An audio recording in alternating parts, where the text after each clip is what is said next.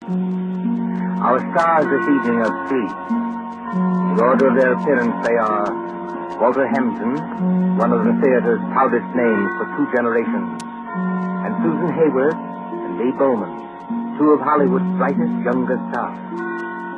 The story called The Dead Sleep Lightly by John Dixon Carr is tonight's tale of Suspense. If you've been with us on these Tuesday nights, you will know that suspense is compounded of mystery and suspicion and dangerous adventure. In this series are tales calculated to intrigue you, to stir your nerves, to offer you a precarious situation, and then withhold a solution until the last possible moment. And so with The Dead Sleep Lightly, and with the performances of Walter Hampton, Susan Hayward, and Lee Bowman, we again hope to keep you in suspense. Ashes to ashes, and dust to dust. Meadowvale Cemetery, not far from New York. Meadowvale Cemetery, on a dim gray morning in early April, when rain forms a mist across leafless trees and white gravestones. You see, over there, the group of silk-hatted gentlemen, each with his protecting umbrella, gathered around an open grave. You see the clay soil freshly dug. You can hear perhaps the creaking of support as the coffin is lowered into its everlasting house. And the droning voice of the clergyman. I am the resurrection and the life, saith the Lord. He that believeth on me, though he were dead, yet shall he live. Live? Quiet, Mr. Templeton, please. What's wrong with old Templeton? Please, sir, remember where you are. She's not alive, I tell you. She's not alive.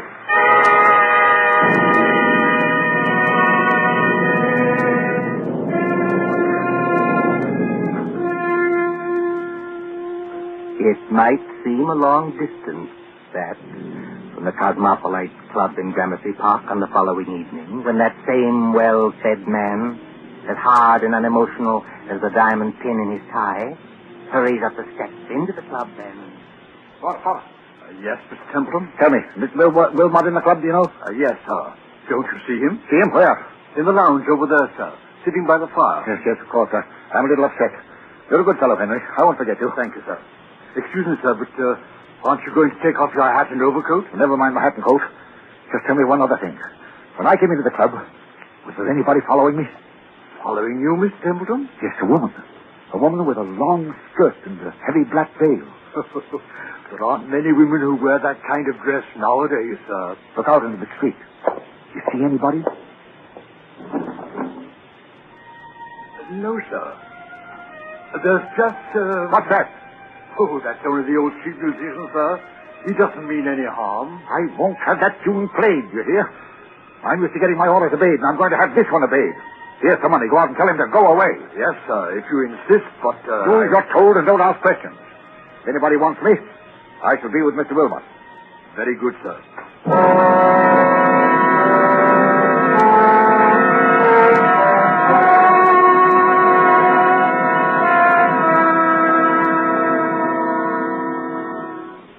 Good evening, Wilmot. Mind if I sit down for a minute? Why, not at all. Pull up a chair. Want some coffee? No, thanks. I'll get down to brass tacks right away.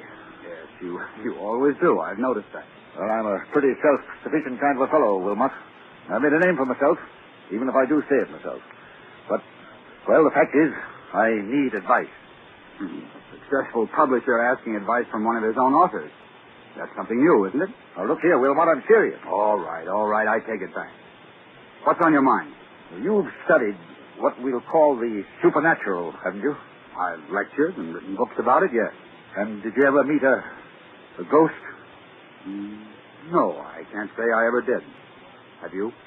It might only be my own imagination.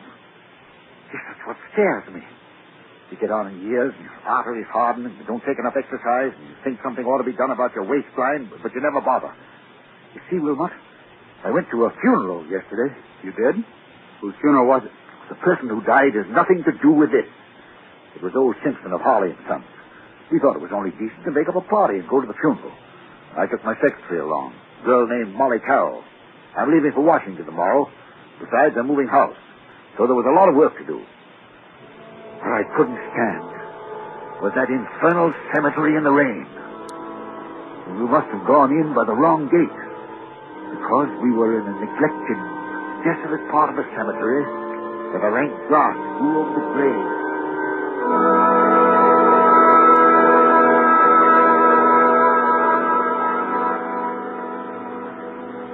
You'll oblige me, Miss Carroll, if you first find out the proper directions for places.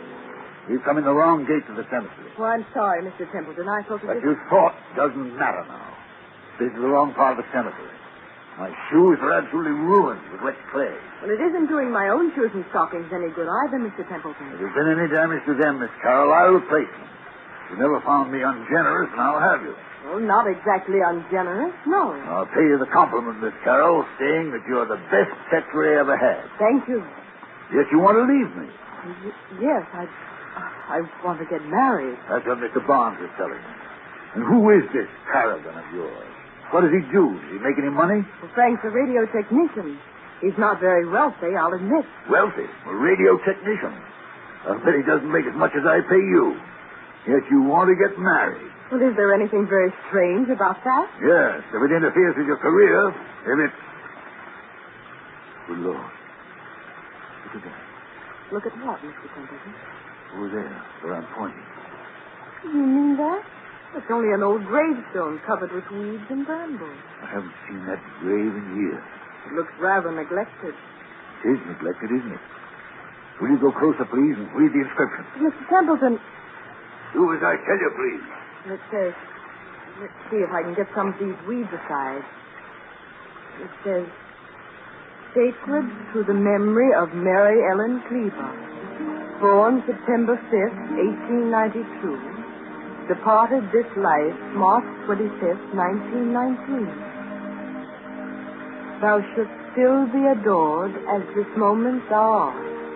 Let thy loveliness fade as it will. If you lower that umbrella, Mr. Templeton, you'll get soaking wet. Sentimental crash. But she always liked it.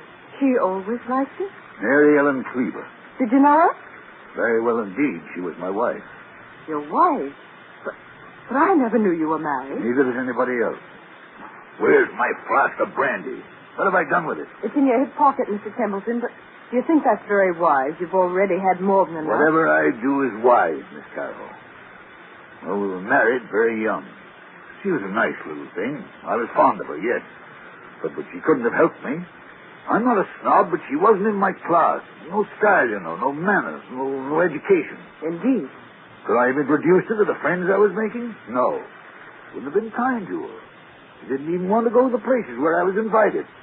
She'd sit at home and say, what was it like? Did you have a nice time? What was Mrs. So-and-so wearing? And she loved me. I'll put that to her credit. But... You left her? I thought it was the kindest thing to do, yes. She went away. Then I heard she'd had... Had what? Nothing. Doesn't matter. Well... There was a war on, and I attended the peace conference in Europe. Never even knew she was dead until I heard some friends had buried her. I always promised to call her up. She said she'd come back to me if I did. You couldn't call her up now, Mr. Templeton, even if you wanted to. No, I suppose not. But I was fond of her. I wish there was something I could do. Well, you could have her grave cared for. Have some flowers put on it. That's it. That's an idea. She'd have liked that. Can you take care of that for me? I'll look after it tomorrow morning, Mr. Templeton. But how will they ever be able to locate the grave? There must be thousands in this cemetery. Well, each grave has a number, cut into the stone so you can identify it. This is number 1212. 1212. Sounds like a telephone number, doesn't it? Yes, doesn't it? Meadowvale 1212. Poor girl. I was fond of her. Please, Mr. Templeton, come along and please, no more brandy. You've got a funeral to attend.